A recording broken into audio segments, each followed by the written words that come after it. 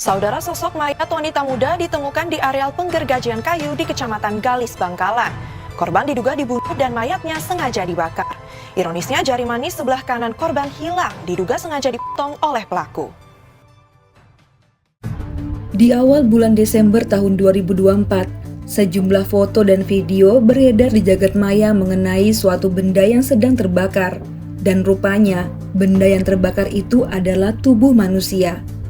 Kobaran api yang melalap bagian atas tubuhnya membuat warga dapat mengidentifikasi jasad tersebut melalui kaki yang terlihat sebagai wanita muda. Selang 2 jam kemudian, petugas berhasil menangkap pelakunya. Lantas, bagaimana kisah ini bermula? Cerita ini adalah berita fakta yang Mia rangkum dari berbagai media terpercaya tanah air dan menyajikannya sebagai alur cerita. Semoga dapat dengan mudah untuk dimengerti.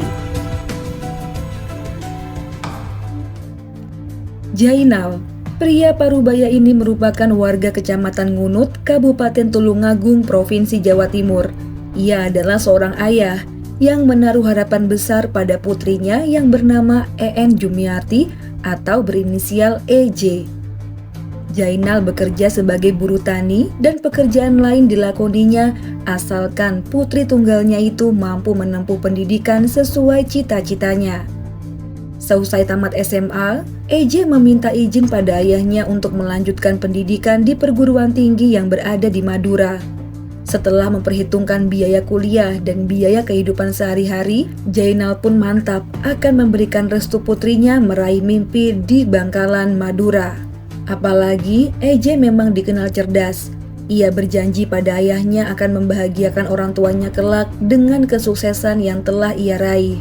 Sebegitu bangganya Jainal akhirnya mengizinkan anak satu-satunya itu mendaftar ke Universitas Trunojoyo Madura atau UTM. EJ berniat mendaftar ke Fakultas Pertanian.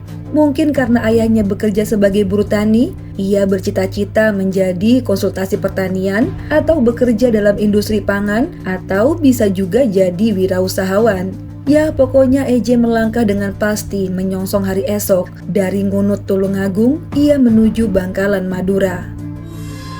Singkat cerita, memasuki tahun 2024, tak terasa EJ kini sudah berada di semester 5. Demi meringankan beban orang tua, ia bekerja di sebuah warung kopi yang dekat dari kamar kosnya. Di lain sisi, ruang lingkupnya yang memiliki banyak teman wanita sekaligus teman pria, selayaknya ABG yang juga ingin menikmati masa muda dengan memiliki pacar. Akhirnya, wanita berusia 20 tahun itu berkenalan dengan seorang pria yang juga berstatus sebagai mahasiswa. Muhammad Maulidi Al-Izak namanya, atau biasa dipanggil Welid. Ia adalah mahasiswa semester 7 di Sekolah Tinggi Ilmu Tarbiyah Al-Ibrahimi. Welid berusia 21 tahun, merupakan warga desa Lantek Timur, Kecamatan Galis, Bangkalan, Madura. Karena merasa cocok, mereka mengikrarkan hubungan sejak Mei 2024 silam. Selayaknya remaja yang dimadu kasih, keduanya kerap bergandengan tangan di ruang terbuka, apalagi di tempat yang sepi. Ya, mungkin karena EJ jauh dari orang tua ya, sehingga mereka bebas melakukan apa saja. Jauh dari pantauan orang tua malah membuat hubungan asmara EJ dan Welid kian membara. Mereka yang sejatinya bukan muhrim, sering menghabiskan waktu berduaan di kamar kos EJ. Keduanya melakukan aktivitas dewasa, entah berapa kali karena Mia nggak kenal mereka jadi nggak tahu. Hubungan suami istri yang membuat keduanya keenakan itu malah berakibat fatal. Suatu hari, EJ mendapati dirinya yang sering merasa mual dan gak enak badan. Disitulah ia merasa tanda-tanda dirinya sedang berbadan dua, apalagi ia belum datang bulan sejak 2 bulan lalu. Panik, takut, sedih, bercampur aduk ia rasakan. EJ pun takut nih jika berterus terang pada kekasihnya, melihat mereka berdua berstatus sebagai pelajar yang belum menghasilkan uang sendiri.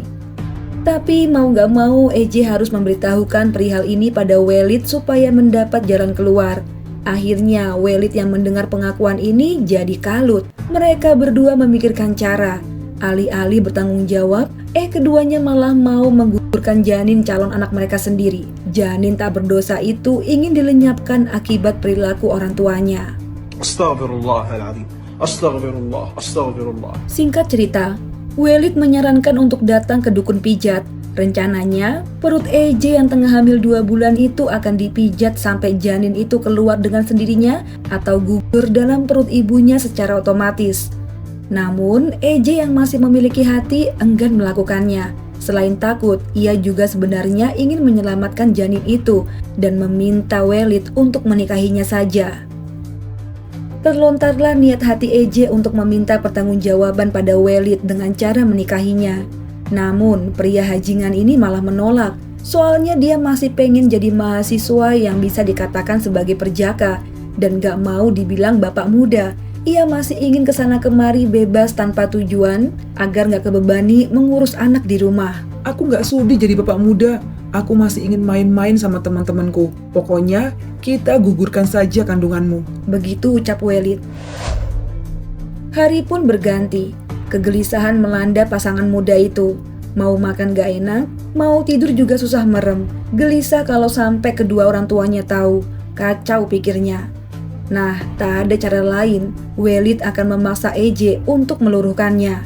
Jadilah pada hari Minggu tanggal 1 Desember tahun 2024. Hari itu Welit yang tengah berduaan di kamar kos dengan EJ berkata akan menjemput kekasihnya itu seusai bekerja di warung kopi nanti malam untuk pergi ke tukang pijat. EJ sebenarnya mengangguk dengan ragu, namun ia tetap menyepakatinya dan menutup perbincangan mereka dengan berhubungan badan dulu tepat pada pukul 10 pagi. Malam hari pun tiba. Sesuai perjanjian, Welit menjemput EJ di tempat kerjanya dan menuju ke tukang pijat.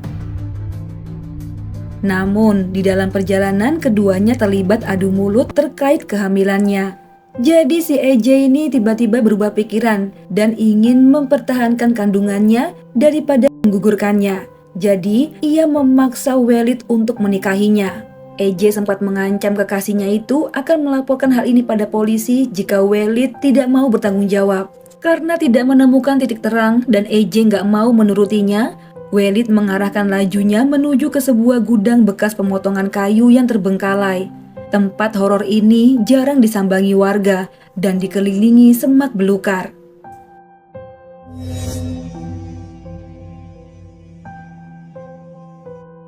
Saat itu EJ nggak tahu apa yang akan diperbuat Welit padanya. Mulutnya masih ngedumel gak henti, meminta pertanggungjawaban. Saat itulah, Welit tiba-tiba mengeluarkan golok dan membacok EJ secara brutal. Korban yang mendapat serangan itu mencoba untuk melarikan diri, namun apa daya, dan pelaku berhasil mengarahkan golok tersebut ke tubuh EJ berkali-kali. Darah mengucur deras dari tubuhnya dan teramat sakit rasanya. EJ pun tersungkur tak mampu melawan apalagi berteriak. Namun nafasnya masih tersengal. Melihat wanitanya telah terkapar, Welit si hajingan pergi untuk membeli bensin eceran. Kemudian dibawanya ke lokasi dan menyiram bensin itu ke tubuh EJ dan membakarnya. Sampai sini mari kita kirim Al-Fatihah dulu untuk korban ya. Semoga diampuni segala dosa-dosanya dan dilapangkan kuburnya. Setelah melakukan aksinya, Welit melarikan diri. Sementara warga yang sedang melewati area tersebut terkejut melihat api yang sedang membakar sesuatu. Lantas ia menghampiri dan terkejut melihat benda yang terbakar itu adalah jasad manusia.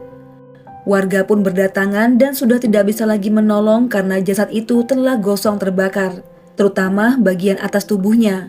Saat itulah warga berbondong-bondong memenuhi lokasi dan merekamnya seperti video yang kini tengah viral.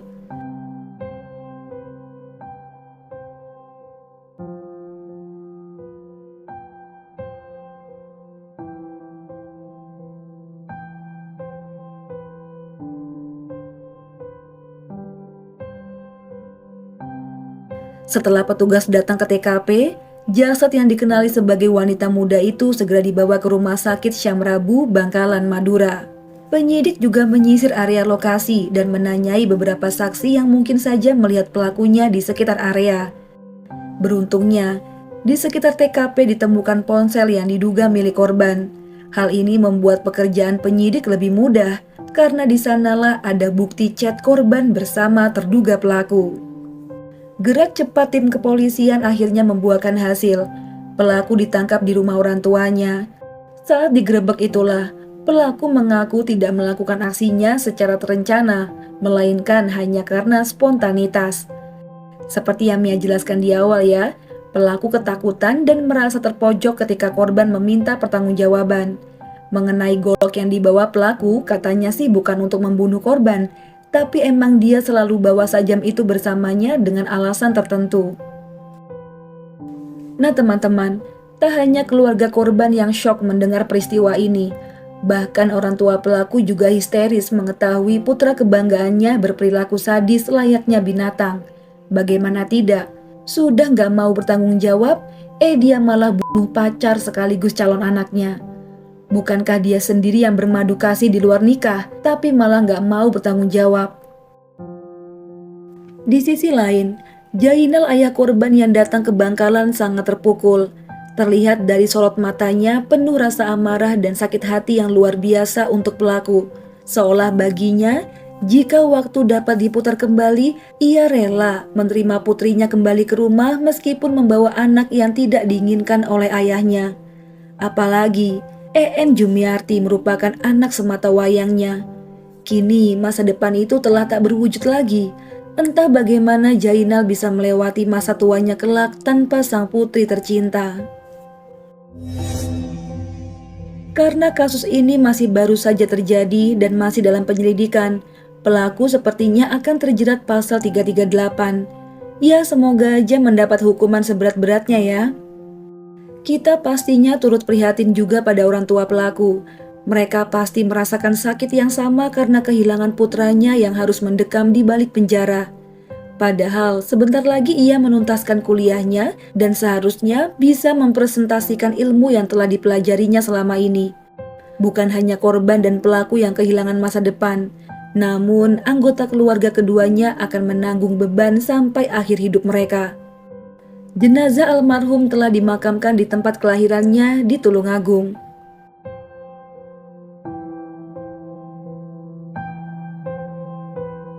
Di sisi lain, Rektor UTM yaitu Profesor Dr. Safi SHMH mengatakan pihaknya sangat mengutuk tindakan biadab tersebut dan mendesak pelaku dihadiahi pasal 340 dengan ancaman hukuman mati atau maksimal penjara seumur hidup. Mengingat pelaku telah membawa golok seolah merencanakan pembunuhan tersebut. Ia juga menekankan pentingnya penegakan hukum yang tegas untuk menghentikan budaya kekerasan di Kabupaten Bangkalan. Nah teman-teman, sebagai wanita kita juga harus pintar membaca situasi ya. Memang jodoh, rejeki, dan maut itu sudah digariskan. Namun kita sebagai manusia beriman sepatutnya berusaha sebaik-baiknya untuk terhindar dari perbuatan yang melanggar hukum dan agama. Nah, kita sebagai kaum rebahan bin mageran, pertahankan perilaku ini daripada keluyuran gak jelas ya.